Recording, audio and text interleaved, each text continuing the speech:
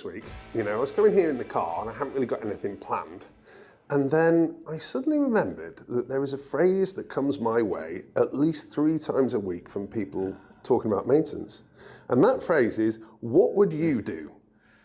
Yeah. Okay. And it's always, and I get it, because yeah, of course.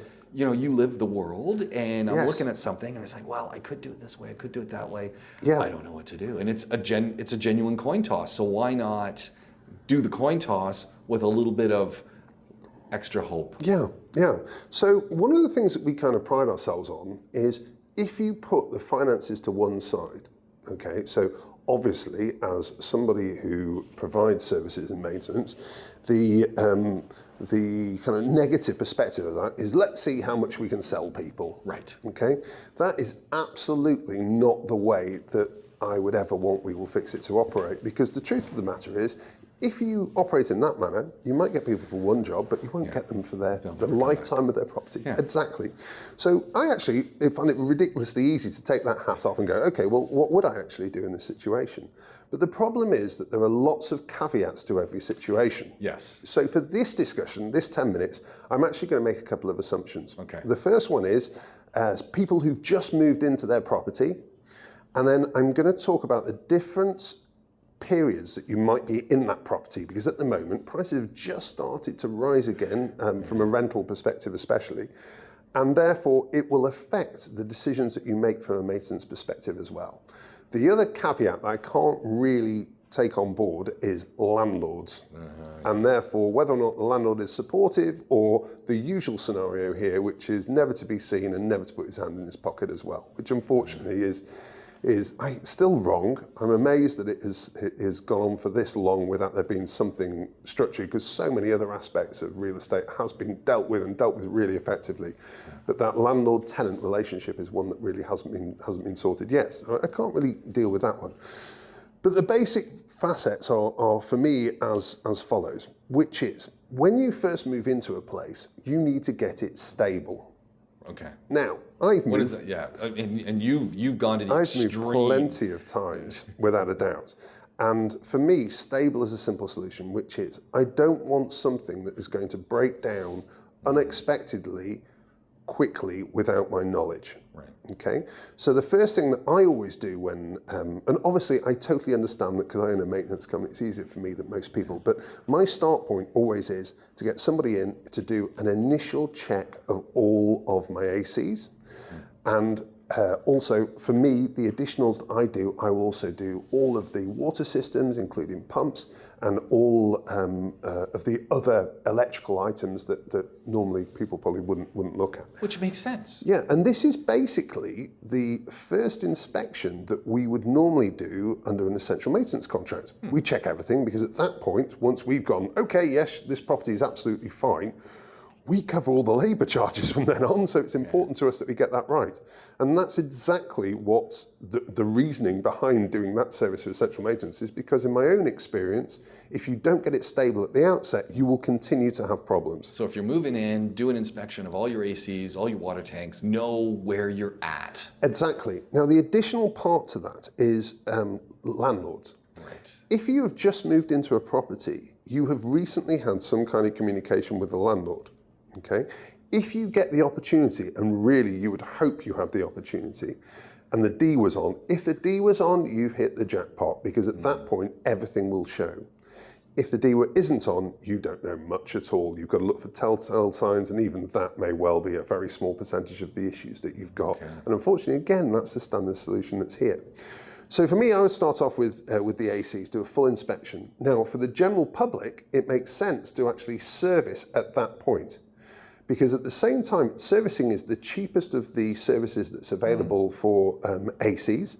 And at that point, you've got all of the units open, and you can do the inspections of the coils and the ducts free of charge. Right. So it makes sense. Also, periodically, you need to get your AC serviced. And normally we talk between every 4 months and 6 months, depending on where the property is and the type of ACs that are there. If you imagine somebody who is vacating a property, they are highly unlikely to have serviced those ACs in that final period when they're there. Absolutely. So again, if you want to get to a start point and an understanding of where you sit, with, especially with your ACs, then get them serviced and ask the technicians specifically to give you both pictures so that you can send them to the landlord if needed, and also a fully itemised quote on the work that needs to be done.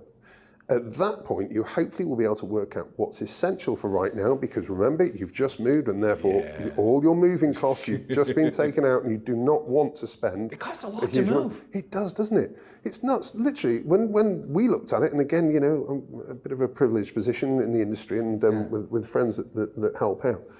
But literally, I didn't have much change out of 15,000. Yeah. It's like, jeez, yeah. Absolutely incredible. But and you already know the movers, and you weren't moving far. No, I wasn't. Moving far. No, 300 yards. Yeah. But that's just a lot of money. It is, I and know therefore people who've topped double that by the time they include everything and the switching over of your electricity. Absolutely. The switching over your phone line. Yep. Even though it's not really changing anything. No, absolutely. It costs a fortune. Yeah, it does. So that's kind of the start point. Okay. So the next one after that is to work out what is it that is costing you money. So then we've talked about ACs. Yeah. So the next one is water. As a start point from water, and something that anybody can do, you can turn everything off in your house, so far as you're aware, so all of your appliances off. Tell everybody in the house, don't flush the toilets, don't use the taps. And then you can go to your meter box and have a look and see whether or not your meter is ticking over. That's your first indicator that there is something going on. Now, the one caveat for that is, if you imagine that you've had a washing machine on, toilets have been flushed, somebody's recently had a shower, the water in your tank will have gone down and it will take time to fill up again. Right. So therefore, you actually need a period after that. Ideally, you'd be doing it when, middle of the day when somebody hasn't actually recently had a shower and all the morning stuff's being done, because that's the main usage, or late in the evening, depending on your normal shower habits. And then at that point, you can work out whether or not there is something that is not quite right. I would then repeat it. If you find that there is something that is not quite right, repeat it at a different time of day. Same scenario, make sure nobody's used any water for the last half an hour or so, and then see whether or not you still have a problem. If you do, there and then, contact somebody. Otherwise, it's a good chance that you've got a leak that's causing you an issue. There's a lot of people who have that issue. Yeah, I mean, standard. I had 2 different leaks when I moved into the current place. And my boys were like, my goodness, if we hadn't found this, boss. And it was the back side of the tank as well, so you couldn't even see it. When you were looking at the tank, you couldn't see it. And it wasn't coming through because it was an overhang that went over sand. So it was going straight into the sand, and nobody would have known had they physically not got around the back of the tank. So hence the previous tenant didn't know that they'd been spending huge amounts of wasted water cost for the previous goodness knows how long. So you got AC, you got water, anything else? Yeah, electrical sockets is another one, without a doubt, and which includes water tanks. It's kind of include actually, it's quasi. Hold on a second here. The electrical sockets can be an issue, draining power? Well, no, not necessarily draining power, no, but they can just be dangerous. Okay, so just making sure that they're grounded. So, yes, exactly. So there's an easy way of just working out whether or not you've got power in all locations, which is just a little wand that actually you can buy off Amazon for $10, and they're great. You walk past, makes a noise. We've got at least power in that. Okay. The next stage to that is having a physical look at the switches, work out whether or not they're going on and off, any burnt terminals. Oh, yeah. Yeah, which is a bit of a classic. And again, now, like for the ranches, one of the things that we find all the time is, so ranches now, what, 15 years old roughly, where we are? Well, those switches, and which are great quality, Australian made actually, so the Clipsal, now the main brand that we have in our house, which is now Schneider Electric, same company. And those have got a 15-year lifespan, quite clearly. So we've got lots that failed along the way that we've replaced. One just went in my in the guest bedroom and blew out 2 irons at the same time, because quite obviously there'd be no communication with your husband who hasn't got a clue because he owns a maintenance company, and instead you would just simply buy another iron just to check whether or not the first one was a fluke. Yeah, really proud of that one. Thanks for 2 iron blow-ups. That was exactly what I needed. Anyway, moving swiftly on. But again, this is what we need to be checking. And then at the same time, you have those that are dual. So you've got the water heaters at that stage. Ooh. So 2 places that water heaters fail, either around, and they're both welded joints. It's either the ends of the tank itself are welded, and that will rust through before anything else. Or alternatively, the connection point for the hot water. If you see any rust marks on a water heater, it's gone. It's done. Get rid of it now. Even if it's not dripping and you can't see it, do it. It's going to get worse, and it may well get worse very, very quickly or unexpectedly in the middle of the night. So not even a question. Get it replaced. Again, that's an obvious one to throw at the landlord. The normal rules here are more than 500 dirhams the landlord pays. If you get that, then congratulations, without a doubt. I have an issue with that. Actually, it's kind of funny because my landlord has someone who sort of does the groundwork for him. Yeah. And I actually did call them for something a while back. Yeah. And they said, well, you're going to have to pay for that. And I said, what are you talking about? And they said, well, everything, under 500 dirhams, you have to pay for that. I'm going, since when? Because I've lived in the same place with the same landlord for 21 years. Yeah. And so, I call my person. I'm very nice to them because, and she says, well, yours is kind of an anomaly, because every other rental contract actually has that written in it, but yours doesn't. Hallelujah. In which case, I love my rental contract. That's what I'll stick to. Thank you very much indeed. And it just, as every year when we roll over our rental contract, it just rolls over the same way, because it's, also the one that says you'll return the color of the walls to the original color. Yes. Yeah, that's not in my contract either, because that's not enforceable anymore. They changed the law on that. And that's great, because my walls are like orange and yellow and blue and don't have to do it. And the best part was, the colors of the walls of where I live are the original colors. So bingo. This is what you gave me 21 years ago.